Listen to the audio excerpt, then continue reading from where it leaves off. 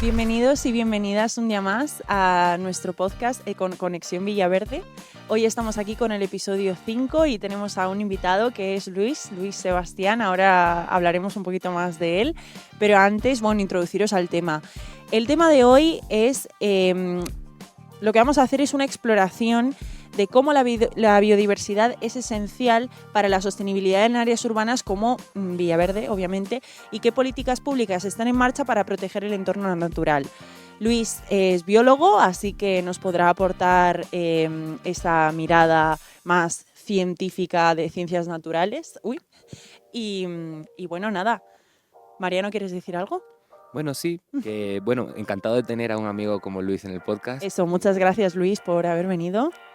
Y bueno, al final Luis también es un vecino, lo cual a mí me encanta, porque nos permite quejarnos, ¿no? Con conocimiento así como más de causa, de esto que te pones con tu vecino y empiezas un poco a cotillear sobre la vida. Así que bueno, de eso va un poco el episodio de hoy.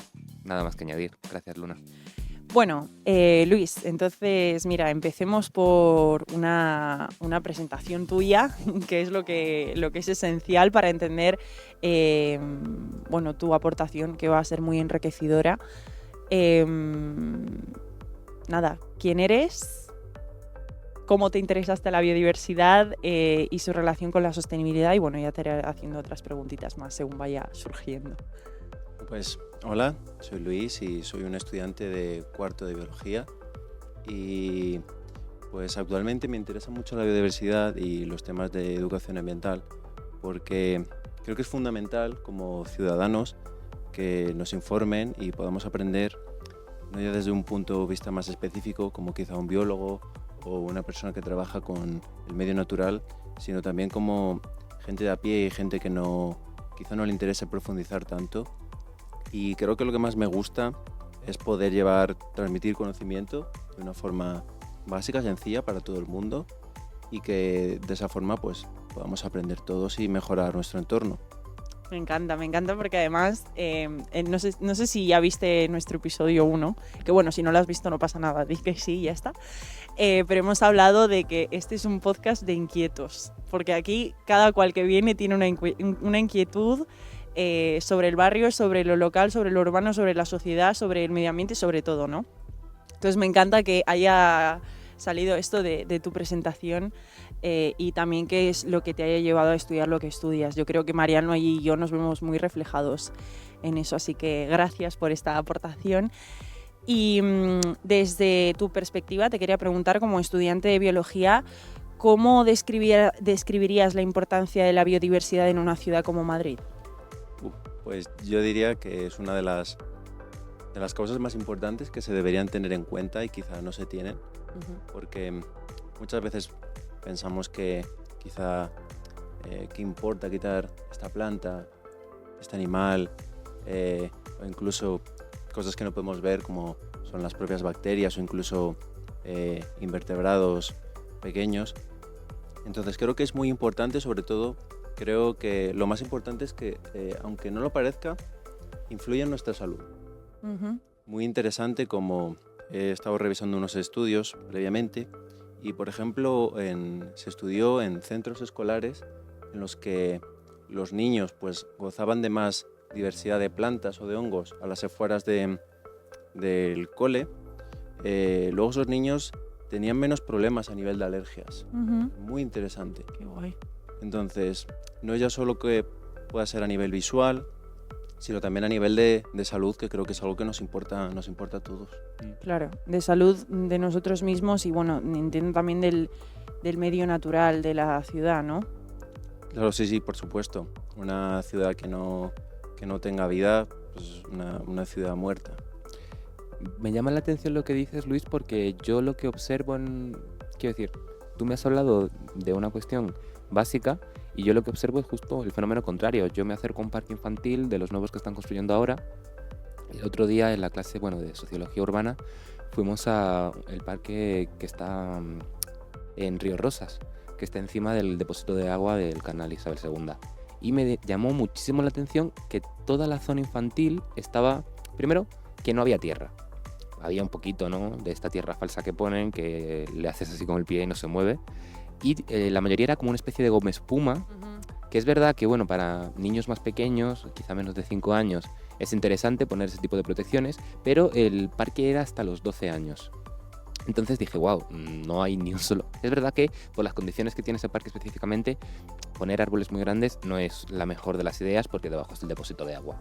Pero me llamó muchísimo la atención que esa goma espuma estaba sustituyendo la tierra y a partir de ahí me he empezado a fijar y es una tendencia generalizada.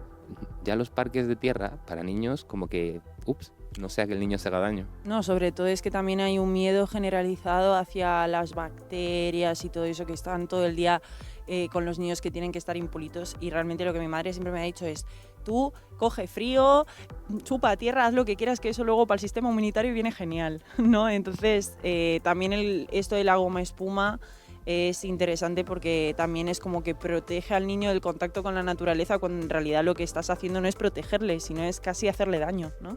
Claro, no nos vamos a poner a chupar barandillas del metro, pero hay que buscar un punto medio, ¿no? Justo. Entonces, bueno, es interesante que esos microorganismos nos hagan bien, pero imagino que no todos, ¿no?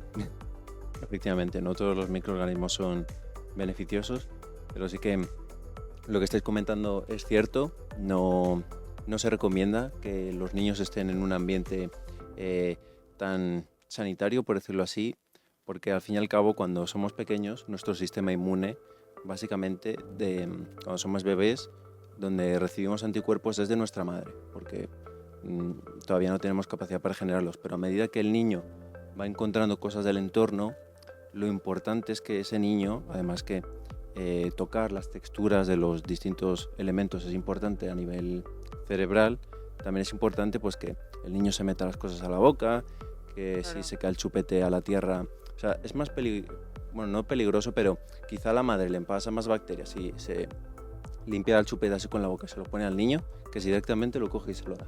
Oh, mira. Por ejemplo. Es que es muy interesante esto que estamos diciendo, porque parece que nos estamos yendo por las ramas, pero es que lo estaba pensando y digo, esto también es bienestar ciudadano, ¿no? Es salud ciudadana, también prestar atención a estas cosas y cómo influyen también en el desarrollo de nuestras capacidades inmunológicas, psicomotrices mismamente, también de lo que tú bien dices, de tocar con mano las cosas diversas, como que eso ayuda también al desarrollo de un niño. Y que es una pena que esto se esté perdiendo y que se esté inhibiendo esto también desde un punto de vista de cómo estamos, de cómo el mismo ayuntamiento, el mismo distrito, el mismo parque nos configura como la manera en la que tenemos que estar y la que tenemos que crecer, ¿no? Es muy interesante esto. Y dado que de parques va la cosa, me gustaría que salgamos un poco, ¿no? Pongamos en nuestra cabeza esa imagen del típico parque, salgamos del parque infantil, lo siguiente que vemos es la vegetación, ¿no? ¿Qué plantas nos ponen y cuáles deberían ponernos, Luis? Bueno, pues yo creo que plantas, al menos que deberían poner, muy interesante. Por ejemplo, he estado viendo un estudio que hizo la Comunidad de Madrid, que por ejemplo, en un parque estaban planteando retirar especies de árboles que tenían más propensión a caerse, lo cual me pareció muy interesante. A lo mejor hay distintas especies que tienen propensión a caerse o a pudrirse antes o que tienen más riesgo de infecciones, pero sobre todo especies pues obviamente que no sean excesivamente venenosas, porque al ser un parque pues podría haber un niño, un perro que a lo mejor pues tocase una planta o se comiese una valla o algo. Eso pues es potencialmente peligroso. Claro, me ha hecho gracia que has dicho excesivamente venenosas. Hay como un baremo de cuánta venenosidad puede tener una planta. Pero, por ejemplo, una ortiga, el contacto con una ortiga es urticante, molesta, irrita, pero no te va a pasar nada peligroso. Sin embargo, por ejemplo, si hubiese una belladona, por ejemplo, que es un arbusto, pues las bayitas negras, muy vistosas, pues un niño por lo que fuese o un animal las ingiriese, pues podría ser más peligroso. Qué interesante esto, ¿eh? Y mira, justo hablando de esto de renaturalización o desnaturalización de ciertos espacios, hay un proyecto ahora del ayuntamiento que es sobre la renaturalización del río Manzanares. Hemos hablado del río Manzanares en uno de los episodios anteriores, en el episodio 3 ya saldrá, aún no ha salido, pero bueno, quizás te guste, aunque sea desde otra perspectiva, pero bueno, como ahora tenemos una perspectiva más biológica, desde tu perspectiva, ¿tú qué efectos crees que ha tenido esta iniciativa en la biodiversidad local y en la sostenibilidad urbana? Bueno, para empezar, creo que lo primero que notamos cuando pasamos por el río es que hay mucha más vegetación, está más verde, hay más variedad. Y yo, por ejemplo, me he dado cuenta de que aparecen más especies de distintos tipos, que antes yo quizá hace 10 años pues no veía o no veíamos. Y creo que quizá lo más importante es que este proyecto está ayudando un montón a recuperar lo que sería la fauna y flora autóctonas de Madrid, porque también pues debido a distintos tipos de estrés, como pueden ser por mismamente procesos de urbanización, especies invasoras, cambio climático, otro tipo de problemas, pues podemos perder incluso esas especies que nos son beneficiosas, porque por ejemplo es muy interesante el que a todos en Madrid en verano, cuando llega la época de los mosquitos, siempre alertan, tiene que haber limpieza, pero sin embargo, ahora que hay más vegetación, pues eso da pie a que especies que se pueden alimentar de mosquitos puedan anidar y pues casi ser el controlador biológico en vez de echar cualquier tipo de insecticida. El hecho de que haya muchas personas en un sitio y tal, también influye en la presencia de unas especies animales o no, porque por ejemplo yo esto me recordó cuando en el COVID nos encerramos y de repente salieron vídeos en redes de que las calles estaban repoblando de animales rarísimos. Bueno, o no rarísimos, pero animales que no suelen estar en la calle. Y claro, dices, eso está porque la calle está vacía y entonces cuando hay gente, los animales como que se apartan, ¿no? Bueno, la verdad es que es bastante interesante, sobre todo porque hay animales que presentan comportamientos, como tú has dicho, cuando se van las personas, de acercarse y de explorar, pero luego también hay otros animales que les da igual. Un jabalí, hay vídeos de jabalíes en la playa, hay gente o no, se acercan a las basuras. Bueno, aquí a lo mejor pasa en algunas zonas del norte de España, pero quizá no es tan común. Los osos bajan a las basuras. Las palomas, que les da igual todo. Y las palomas Las palomas, yo no sé si hay algún estudio científico de que yo creo que le están perdiendo miedo a los humanos. O sea, yo creo que cada vez le tienen menos miedo. Es que hace unos años tú le hacías así y la paloma se iba. Ahora la paloma se queda.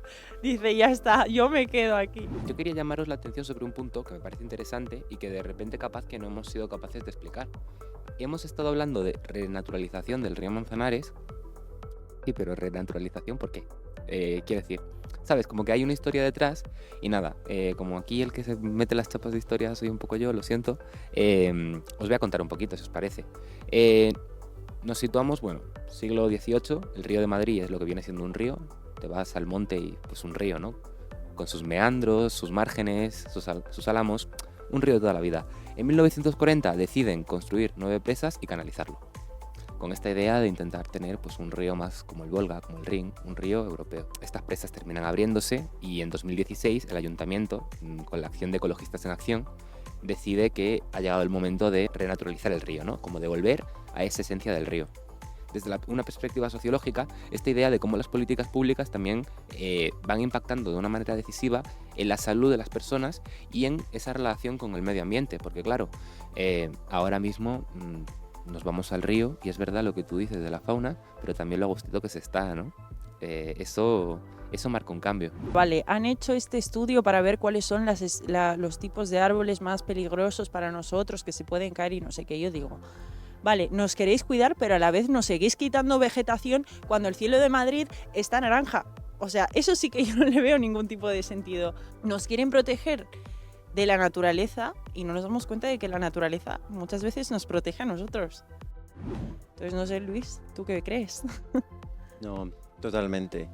Creo que a mí como madrileño me da mucha pena ver el cielo de Madrid. Gente que le gustan los colores, pero si tiene esos colores seguramente también por mucha contaminación. Y sí que es cierto lo que dices en cuanto a la vegetación, pero quizá más bien otro tipo de políticas de menos uso de máquinas que emitan gases de efecto invernadero puede ser mucho más beneficioso porque al fin y al cabo los seres vivos dan hasta donde dan y muchas veces no por poner muchos más árboles quizá consigamos reducir al menos muy rápido los efectos que hemos causado, quizá más largo plazo. No, eso está claro, pero yo lo que digo es, nos intentan proteger de la naturaleza, pero nadie nos quiere proteger de nosotros mismos. Eso es lo que me llama la atención también. Pero la semana que viene, si no estoy mal, tenemos aquí a un estudiante de física, bueno, que está en el doctorado, digo estudiante, pero ya tiene sus años, ¿no? Que nos va a contar un poco sobre esto que dices, Luna, del cielo naranja. Que el cielo naranja es mi imperio romano, ¿eh? Es tu imperio romano, ¿no? Sí, no paro con el cielo naranja, es que me tiene en shock. A mí me pasa eso con las aves, porque yo de pequeño y ahora también siempre he tenido una guerra contra las aves y contra las ardillas.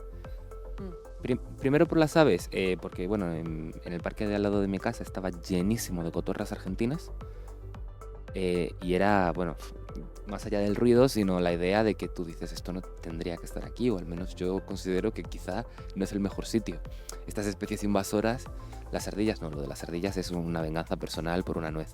Sí, quizá un poco lo que dices, no por las ardillas, a mí las ardillas me encantan y hacen un bien espectacular porque muchas veces cuando cogen algún tipo de semilla o de frutito y lo esconden, luego a veces se olvidan de dónde lo han escondido y brota una nueva planta. Pero sin embargo, sí, respecto a las cotorras argentinas, no deberían estar aquí, deberían estar en Sudamérica y suponen un gran riesgo para tanto las especies autóctonas como también para nosotros, como has dicho. Sus nidos que quizá puedan alcanzar los 40, 50 kilos. Ostras, eso es una persona, ¿eh? Claro, puede ser muy peligroso si el nido se vence encima de una persona.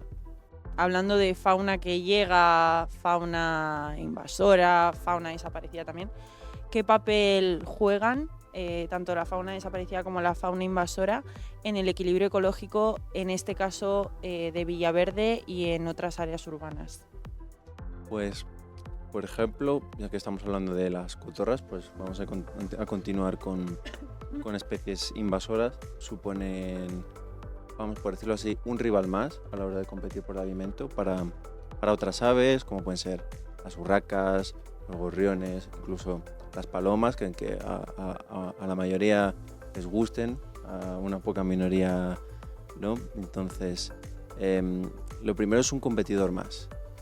Y lo segundo, lo que decía Mariano, a nivel de seres humanos, pues son muy ruidosas, son a veces incluso un poco molestas. Y por ejemplo, otro tipo de especies invasoras que últimamente pues me he fijado cuando en zonas de agua dulce es el galápago de Florida.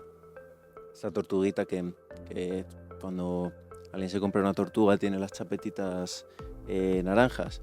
Pues el principal problema muchas veces es que cuando la tortuga crece o ya nos queremos deshacer de ella, la soltamos en el río.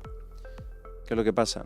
Que por ejemplo el galápago leproso, que sí que es autóctono, pues pudo haber visto mermada su población o tener un competidor más por alimento, por refugio e incluso perderse, por ejemplo, como comentaba Mariano, cuando en todo este plan de renaturalización del río Manzanares, una asociación promovió que se soltaran 15 galápagos leprosos en el río Manzanares para favorecer también esa repoblación.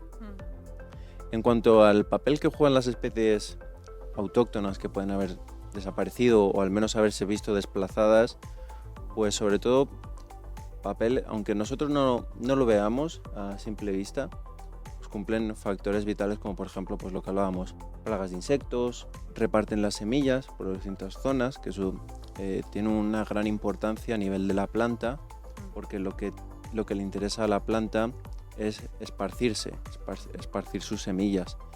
Luego también, pues quizá por lo que fuere también pudiesen transportar polen con sus plumas. O sea, hay muchas aves que también son polinizadoras, no tanto en la península ibérica, pero oye, podrían transportar polen. Entonces cumplen un factor las especies desplazadas, en este caso quizá lo que más se ve son las aves, de regular y ayudar a otras especies a crear un ecosistema más diverso y más rico. Pues muy bien, muchas gracias. Yo con esto, mira, has dicho una cosa que me ha parecido interesante y tengo más bien una pregunta en cuanto a que el interés de la planta es el de esparcirse, ¿no? Y que estas especies de animales también tienen como esa función de ayudar, ¿no? En ese proceso.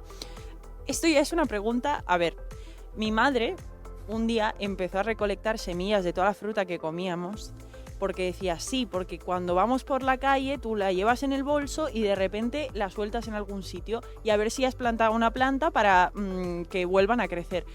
Y le digo, mamá, en plan, ¿de qué vas? ¿Sabes?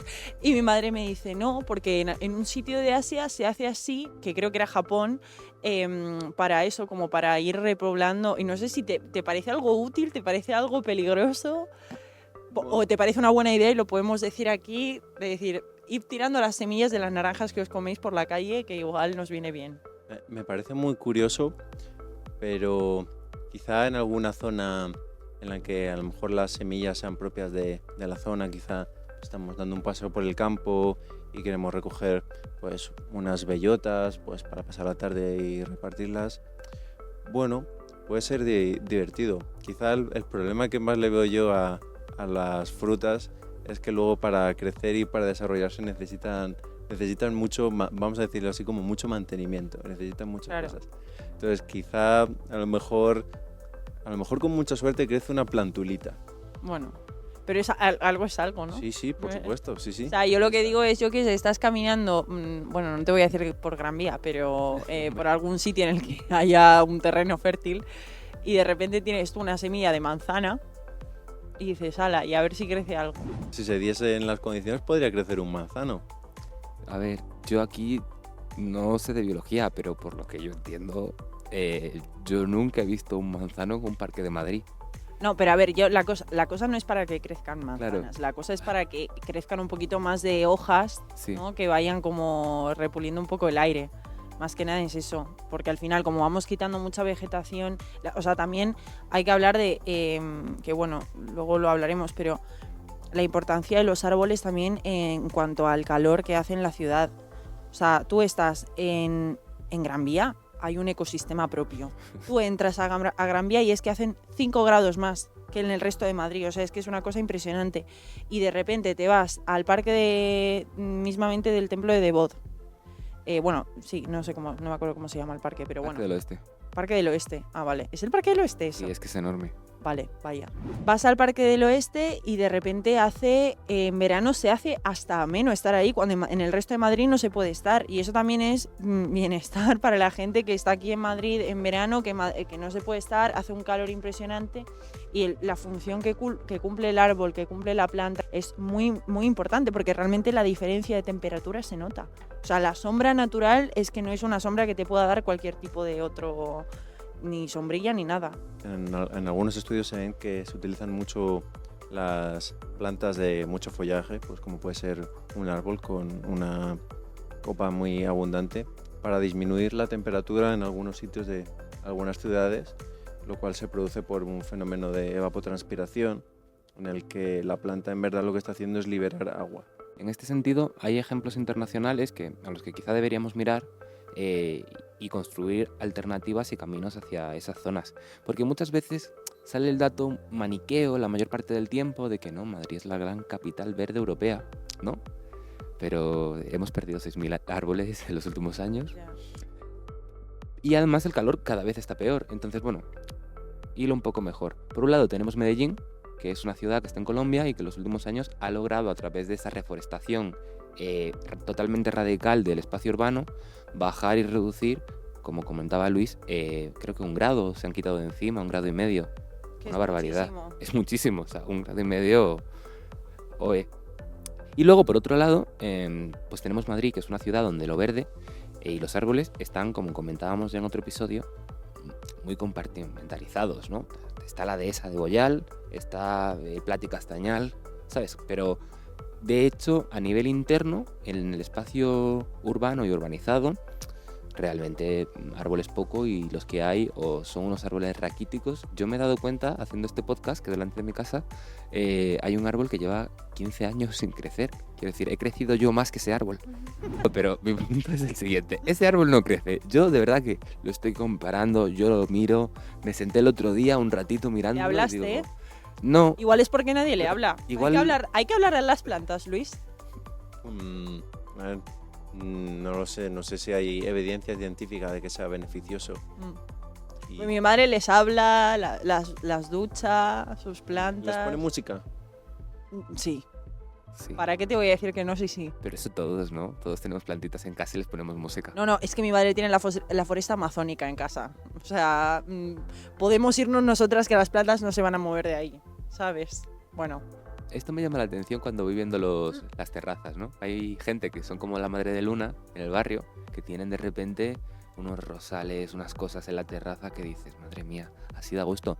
Y luego siempre está la persona, pues quizá mi casa, que tienes ahí 4 plantas mal puestas. secas. Y hay 2 de que están hace. secas. Exacto. ¿Vosotros por qué creéis que tenemos como esa necesidad de tener plantas en casa? Va, por muchas razones. Y es que mi madre va a ser la protagonista de este episodio, pero mi madre dice que las plantas aportan salud, alegría, y eso es verdad, un lugar con plantas es mucho más alegre. Yo es que aún no he entrado en esa fase de mi vida, soy muy joven, pero supongo que me dará a mí también, como que absorben energía, sacan energía positiva, luego también una cuestión del aire, supongo. Aunque en verdad luego han dicho que no era bueno tener plantas en la habitación. No sé, ¿eso es verdad? No pasa nada por tener plantas en la habitación porque consumen muy poco oxígeno. No, nadie se va a asfixiar por tener plantas en la habitación. Claro, de hecho nunca se ha escuchado algo parecido. Pero luego es curioso que para dentro de casa todos tenemos una plantita muy mona a la que le damos todo nuestro cariño. Y hay una parte de esa planta que es sentimental, ¿no? Que es como, es mi planta, es posesivo. Tu hija. Es tu hija. Pocas Le veces- hablas, la ducha. Claro. Y yo recuerdo una iniciativa que había en un barrio de Madrid, no recuerdo en cuál, hace un par de años, que consistía en adoptar un árbol. Que era que, bueno, los vecinos se reunían, se repartían los árboles y pues cada vecino tenía un árbol. Esta iniciativa me acabo de acordar ahora y me parece súper bonita. Y es triste que tenga que ver más con una organización consciente de los vecinos de, oye, aquí hay un problema y hay que plantarse, y no que sea una cuestión más comunitaria en el sentido de, estos árboles, este es mi barrio, estos son mis árboles y estos los cuidamos entre todos. Que me parece que quizá no lo he visto tanto, seguramente, oye, habrá alguna calle en los que los vecinos les mole y tengan los árboles genial, pero yo no lo he visto tanto. ¿Vosotros qué creéis? ¿En vuestras calles cómo están los árboles? ¿De dónde? Bueno, en tu calle de Madrid hay árboles, Luna. En la que estoy ahora sí, porque tengo un parque debajo de casa. Entonces ahora sí, pero es verdad que cuando vivía en la casa en la que estaba antes, en el primer sitio en el que estuve, había algunos árboles, pero pocos. Sí, en mi calle tampoco hay excesivos árboles, son muy, como te has dicho, bajitos, raquíticos, Claro. casi sin hojas, y están ahí pues casi más por decorar que por otra cosa, no tienen otra función. Sí, yo luego envidio a la gente que vive en grandes paseos como el de las Delicias, ¿no? Que tienes unos árboles maravillosos, pero es verdad que en calles secundarias es más difícil ver esa frondosidad, quizá por el coste que tiene ese mantenimiento, ¿no? Porque aquí hablamos siempre de todo, no solo de la sostenibilidad ambiental, sino también de la económica. ¿Es factible tener una masa arbórea tan grande y luego darle mantenimiento? Eso también te queríamos preguntar. ¿Tú qué desafíos crees que enfrentan los proyectos de renaturalización en términos de mantener un equilibrio entre el desarrollo urbano y la conservación de la biodiversidad? Y también de sostenibilidad urbana en el sentido social, a lo mejor nos puedes decir algo, económica, medioambiental, o sea, en sentido amplio. Bueno, quizá uno de los mayores retos que quizá no es mi sector es todo el tema de quizá urbanizar puede causar mayor estrés a un ecosistema, ¿no? Si tienes, quizá aunque tú veas una parcela que a lo mejor ves las hierbas amarillas, secas, pero bueno, es un ecosistema en sí.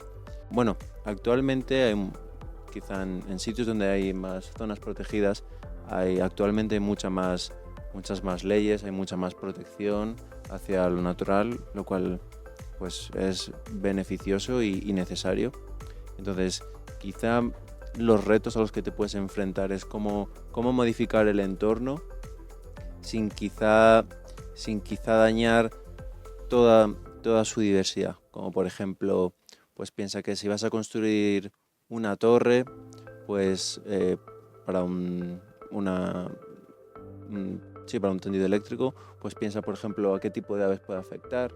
Todo eso también los biólogos nos encargamos de supervisar todo ese tipo de proyectos en los que distintos tipos de estructuras, si quieres hacer por ejemplo un plan de renovación, quieres reconstruir algo, si justo delimita con un río, si quieres una fábrica, todo ese tipo de zonas, quizá lo que más les afecta, obviamente, no solo ya la mano que ejercemos los humanos de construir e invadir, sino luego también lo que se produce después, porque no es poner el edificio y ya está.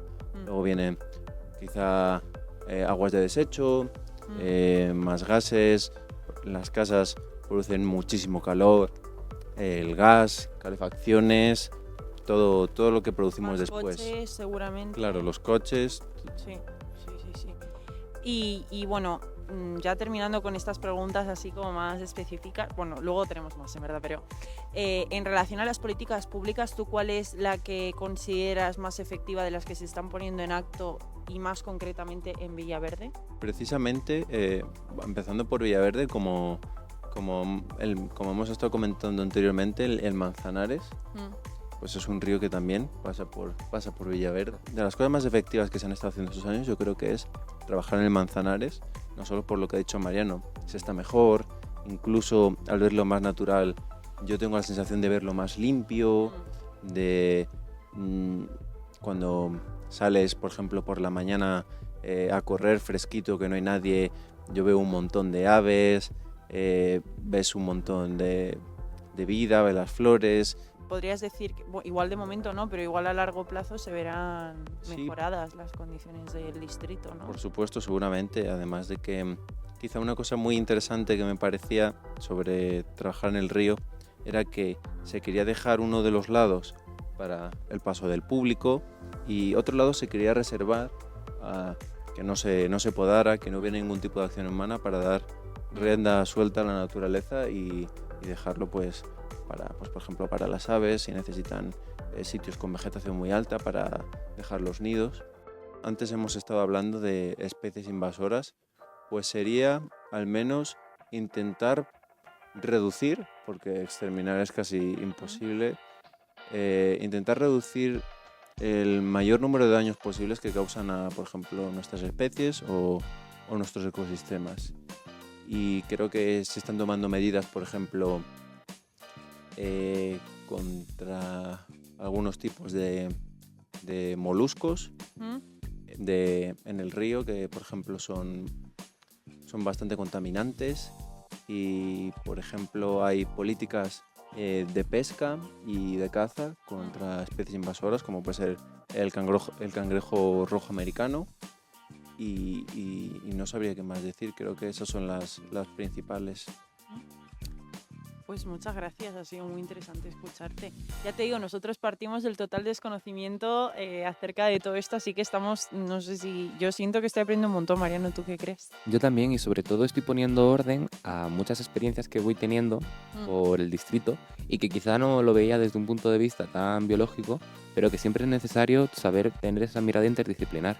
Me estaba acordando mientras hablabas de las cigüeñas, que las tenemos un poco dispersas por el barrio. A mí mi favorita es la de, no sé si la conoces, la chimenea de San Cristóbal.